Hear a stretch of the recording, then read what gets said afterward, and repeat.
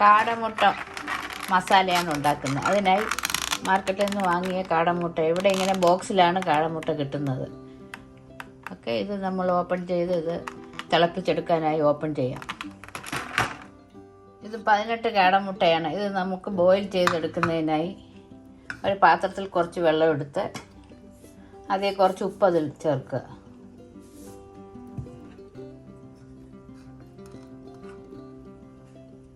ഒരു സ്റ്റൗ കത്തിച്ച് പാത്രവും വെള്ളവും വെക്കുക.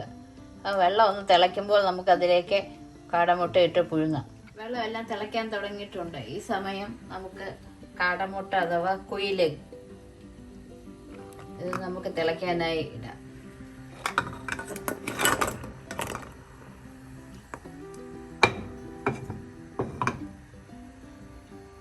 പെട്ടെന്ന് തിളച്ച് കിട്ടും.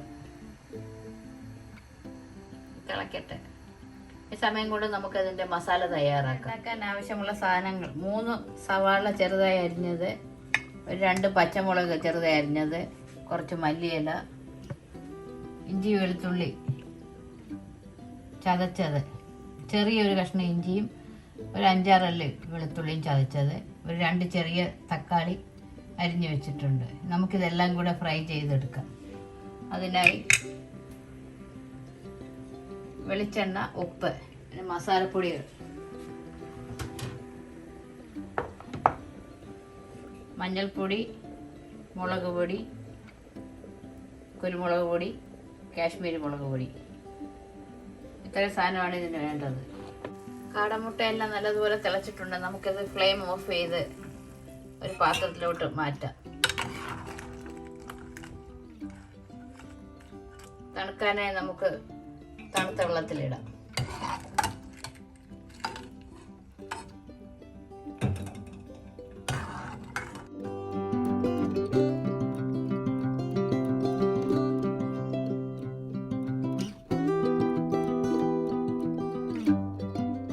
അത് തണുക്കട്ടെ. തണുത്ത ശേഷം തോടെല്ലാം പൊളിച്ചെടുക്കാം.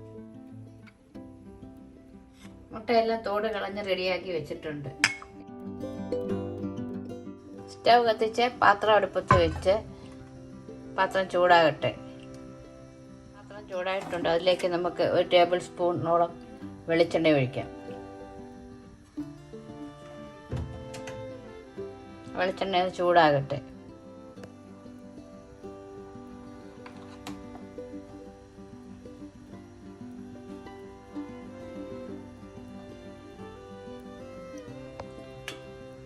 വെളിച്ചെണ്ണ ചൂടാകുമ്പോൾ അതിലേക്ക് 1/4 ടീസ്പൂൺ മഞ്ഞൾപ്പൊടി, ഏകദേശം ഈ സ്പൂൺ 1 സ്പൂൺ മുളക് പൊടി, സിമ്മ് ചെറുതാക്കി വെച്ച് വേണം ചെയ്യാൻ, കുറച്ചുപ്പ് മതി. എല്ലാം കൂടെ ചേർത്തൊന്ന് ഇളക്കി നമുക്ക് മുട്ട അതിലേക്ക് ചേർക്കാം.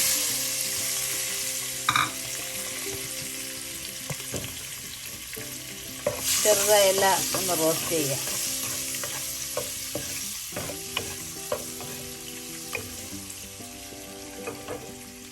ചെറുതായി ഒന്ന് റോസ്റ്റ് ആയാൽ മതി, അല്ലെങ്കിൽ ഇത് റബ്ബർ പോലെ ആയിപ്പോവും.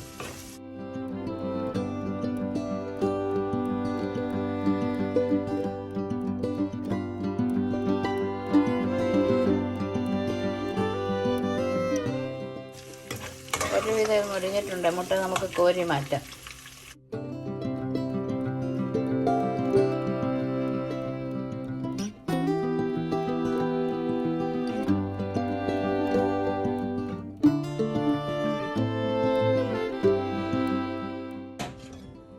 അതേ ഓയിൽ പാത്രത്തിൽ നമുക്ക് 3 സവാള അരിഞ്ഞത്,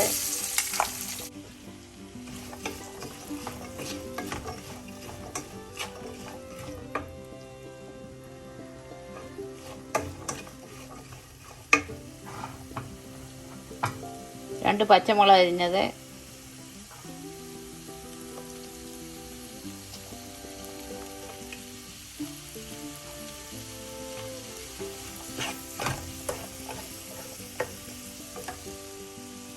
ഇഞ്ചി വെളുത്തുള്ളി ചതച്ചത്,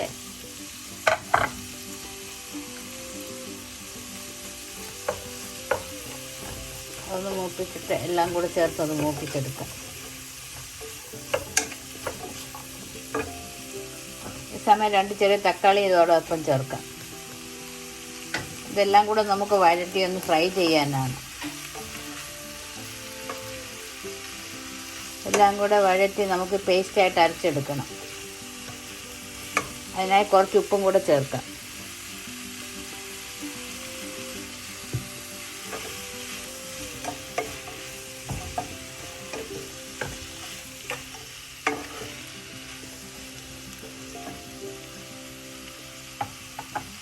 എല്ലാം കൂടെ വഴലട്ടെ. ചെറിയ സിമ്മാക്കി അടച്ചു വെച്ച് വഴറ്റാം.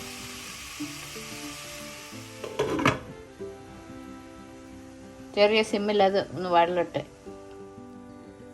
പാത്രത്തിൻ്റെ അടപ്പ് തുറന്ന് നോക്കാം. ഉള്ളിയെല്ലാം ഒരുവിധം വഴണ്ടിട്ടുണ്ട്. നമുക്കിത് തണുക്കാനായി വെക്കാം. ഫ്ലെയിം ഓഫ് ചെയ്ത ശേഷം തണുക്കാനായി വെക്കാം.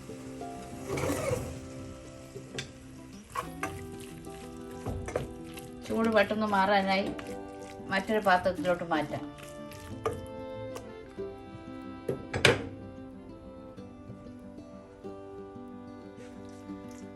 തണുക്കാനായി മറ്റൊരു പാത്രത്തിലോട്ട് വെച്ച് തണുത്ത ശേഷം നമുക്കൊരു മിക്സിയുടെ ജാറിലിട്ട് പേസ്റ്റാക്കി അടിച്ചെടുക്കാം.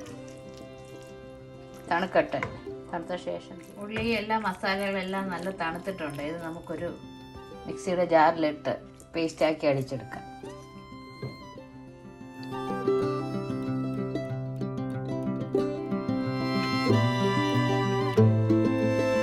ജാറിലിട്ടിട്ടുണ്ട്. നമുക്കൊരു കുറച്ച് വെള്ളം മതി. തക്കാളി ഉള്ളത് കാരണം അധികം വെള്ളത്തിൻ്റെ ആവശ്യമൊന്നുമില്ല. അടച്ചു വെച്ച് നല്ല പേസ്റ്റായി അരച്ചെടുത്തിട്ടുണ്ട്.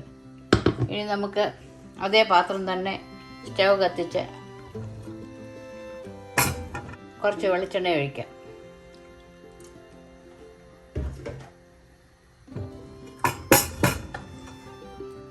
വെളിച്ചെണ്ണ ചൂടാവട്ടെ. ഈ പേസ്റ്റ് അതിലേക്ക് ഒഴിച്ച്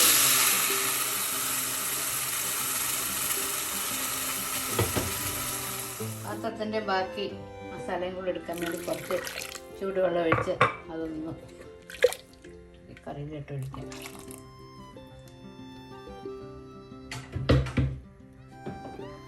ഫ്ലെയിം കൂട്ടി വെച്ച് എല്ലാം കൂടെ പച്ചമണം മാറാൻ വേണ്ടി ഒന്ന് ഇളക്കി കൊടുക്കാം.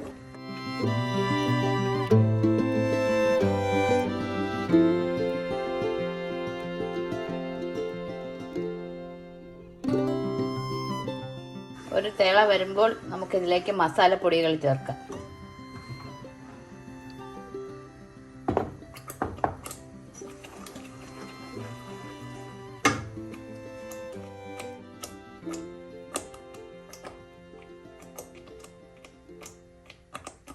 കാൽ ടീസ്പൂൺ മഞ്ഞൾപ്പൊടി, 1 ടീസ്പൂൺ കാശ്മീരി മുളക് പൊടി, 1 ടീസ്പൂൺ എരിവുള്ള മുളക് പൊടി, 1 ടീസ്പൂൺ മല്ലിപ്പൊടി,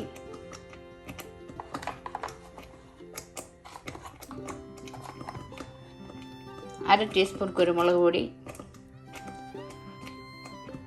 1/2 ടീസ്പൂൺ ഗരം മസാല എല്ലാം കൂടെ ചേർത്ത് നന്നായി മിക്സ് ചെയ്യുക. പച്ചമണം മാറുന്നവരെ നല്ലതുപോലെ മിക്സ് ചെയ്യുക. ഈ സമയം ഉപ്പ് നോക്കാം. ഉപ്പ് നോക്കിയ ശേഷം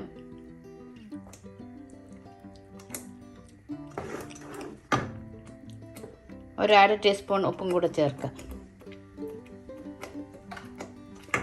എല്ലാം കൂടെ നല്ലതുപോലെ ഇളക്കി ചെറിയ സിമ്മിൽ മസാല ഒന്ന് വേകാനായി വയ്ക്കാം. അടച്ചു വെച്ച ലോ ഫ്ലെയിമിൽ ഒന്ന് തിളയ്ക്കട്ടെ.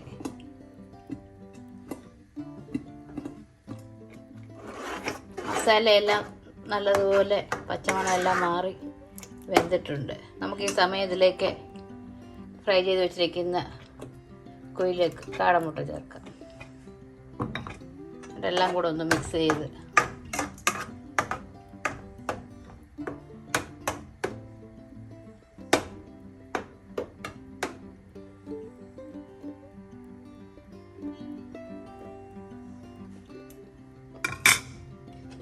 അടച്ചു വെച്ചൊരു 2 മിനിറ്റ് കൂടെ വേവിക്കാം. പാത്രം തുറന്ന് നോക്കാം.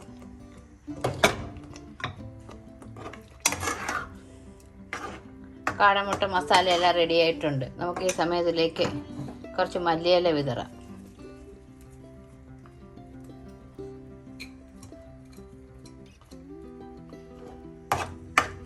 എല്ലാം കൂടെ ഒന്ന് മിക്സ് ചെയ്യാം.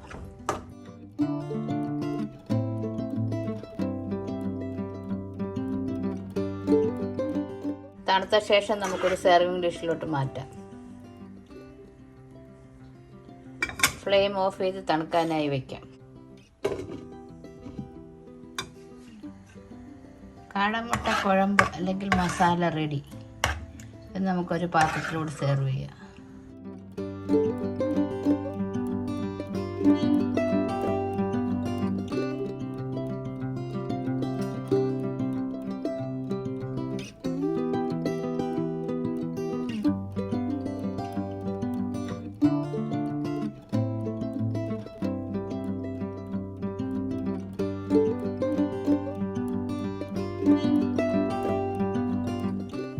കാടമുട്ട കുഴമ്പ് അല്ലെങ്കിൽ കാടമുട്ട മസാല റെഡി. എൻ്റെ വീഡിയോ ഇഷ്ടമായാൽ എല്ലാവരും സബ്സ്ക്രൈബ് ചെയ്യുക. മറ്റൊരു നല്ല റെസിപ്പിയുമായി വീണ്ടും കാണാം.